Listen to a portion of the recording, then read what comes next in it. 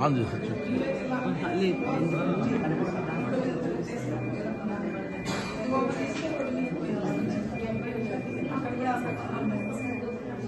మొత్తం ఓపెన్ చేసినారా కొంచెం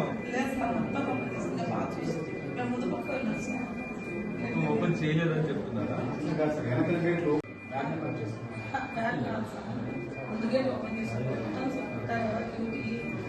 అవి కూడా తీసేస్తే రోడ్డు మీద పడే వాళ్ళు క్యూ కొంచెం ఉంది కదా, ఆ క్యూ సరిపోవాలి 2 గేట్లు ఓపెన్ చేసుకోవాలి.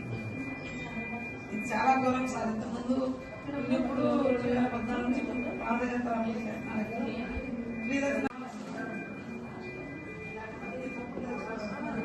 23 ఏళ్ళు సార్ పాదయాత్ర. వచ్చారు జనాలు విపరీతంగా ఉన్నారు సార్. ఇటు నుంచి జనం, ఇటు నుంచి జనం, ముందు నుంచి జనం. లోపల ఒక్క పోలీస్ లేడమ్మా, లేరండి, ఎవరు లేరండి, ఎవరు లేరు లోపల. ఒక్క పోలీస్ లేరు సార్. చీకటి, ఇంత పెద్ద కప్ప వచ్చింది, మంది మీదకి దూకుతుంటే పాము అనుకుని అందరు గోయిందా అంటే డోర్ తీసిందేమో అనుకుని రోహన్ ఉరికినారు. ఇంకంతేనమ్మా. అసలు నేను ఎన్నో యాత్రలు చేశానమ్మా. నేను ఇటువంటి సిచ్యువేషన్ ఎక్కడ చూడలేదు. నేను మొన్న శబరిమల వెళ్ళొచ్చాను, అక్కడ కూడా ఇటువంటి సిచ్యువేషన్.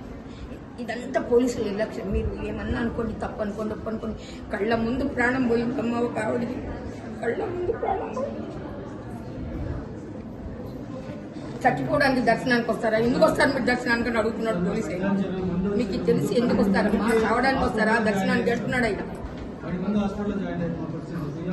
పోలీసులు లోపల కంట్రోల్ చేస్తే ఏ ఘోరం జరిగేది కాదు తల్లి. పోలీసులు ఇద్దరన్నా లోపల ఉండి అందరినీ లైన్లో కూర్చోబెట్టుకుంటే ప్రశాంతంగా ఉండేది. మెయిన్ లోపల పోలీసు లేరు, వాటర్ లేదు. బాత్రూమ్కి వెళ్ళే వాళ్ళు పెద్దవాళ్ళు దాటుకుంటూ వెళ్తున్నారు, దాటుకుంటూ వస్తున్నారు.